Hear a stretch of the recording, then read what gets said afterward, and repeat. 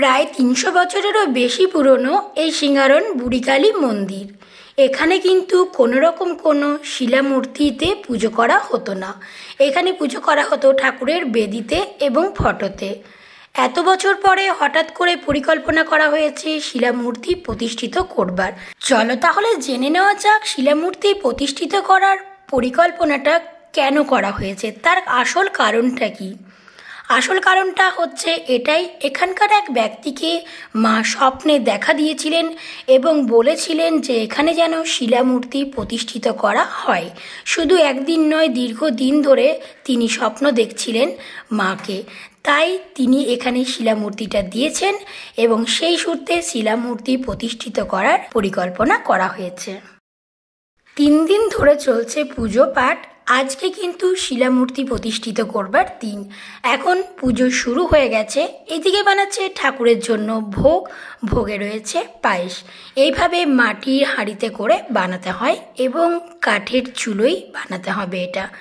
আর এখানে রয়েছে যজ্ঞ, বিরাট একটা যজ্ঞ হতে চলেছে, যেটা কিনা মায়ের পুজোর শেষে যজ্ঞটা করা হবে। শুধু তাই নয়, এখানে কিন্তু খিচুড়ি খাওয়াবার আয়োজনও করা হয়েছে। প্রায় হাজার হাজার মানুষজন এখানে কিন্তু খিচুড়ি খাচ্ছে। তোমরা দেখতে পাচ্ছ কত কত মানুষজন দূর দূরান্ত থেকে কিন্তু এখানে এসেছেন আজকের দিনটাতে। সেই সূত্রে আমরাও বসে পড়েছিলাম খিচুড়ি খেতে, কিন্তু অবস্থা দেখো, এতটা রোদে গরমে গরম গরম খিচুড়ি কিভাবে খাওয়া যায়। তাই ওখান থেকে উঠে পাতা হাতে নিয়ে চলে এসেছি অন্যদিকে। এখানে আমি দেখাচ্ছিলাম একটা পাতাতে কত রকম সুবিধা আছে, খাবারও খাওয়া যেতে পারে এবং হাওয়াও করা যেতে পারে। কিন্তু এখানে রয়েছে গাছের ছাওয়া, প্রচণ্ড পরিমাণে হাওয়া দিচ্ছে, তাই প্যান্ডেল করবার কোনো রকম প্রয়োজন হয় না। এই মন্দিরের ভেতরেই এখানে সবাইকে খাওয়ানো হচ্ছে।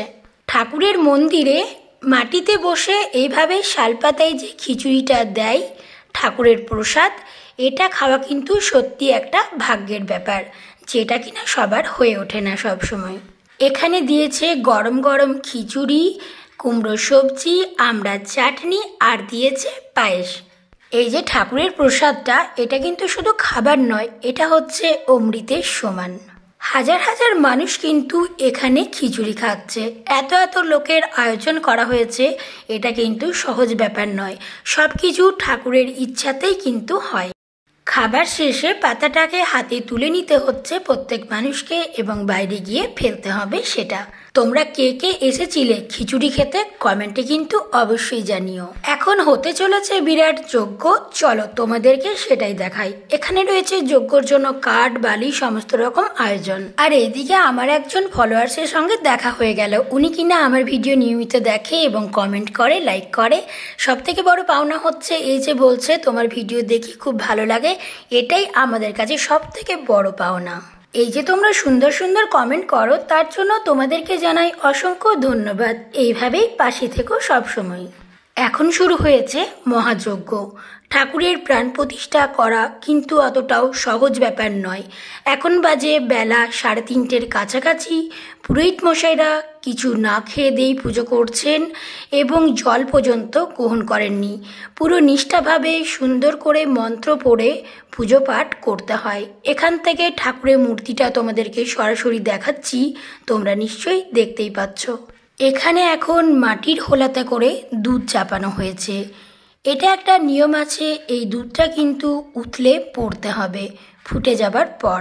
উতলে পড়া হয়ে গেছে এবং পুরোহিত মশাইরা সেই দুধটাকে নামিয়ে নিয়েছেন। এখন এই সিঙ্গারন বুড়িকালী মা কিন্তু খুব জাগ্রত ঠাকুর। এখানে যার যা মনোইচ্ছা থাকে সব জানাই ঠাকুরের কাছে এবং ঠাকুর সকলের মনোইচ্ছা কামনা পূর্ণ করে থাকেন। ঠাকুরের সোজাসুজি হচ্ছে যজ্ঞপাঠ, বলিদানও হয়ে গেছে আর এইদিকে সকল মানুষ খিচুড়ি খাচ্ছে। এখন আমরা মন্দির থেকে বাইরে বেরিয়ে গেলাম। এখানে দেখছি কিছু আইসক্রিমের দোকান লাগানো হয়েছে, তো ভাবলাম এখান থেকে একটা আইসক্রিম খাওয়া যাক। নিয়েছি একটা কর্নেটো। আমরা এখানে 4 জন আছি। এখন খাচ্ছি আমরা ঠান্ডা ঠান্ডা আইসক্রিম। আজকের দিনে যদি কারো আসা না হয়ে থাকে তাহলে ফাঁকা টাইমেও তোমরা এই মন্দির থেকে একবার ঘুরে যেতে পারো।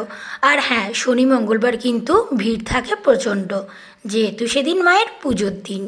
আর এদিকে দেখছি এখনও খিচুড়ি চাপানো হয়েছে। এখন বাজে বিকেল 4টের কাছাকাছি, এখনও কিন্তু খাবার তৈরি করছেন এনারা।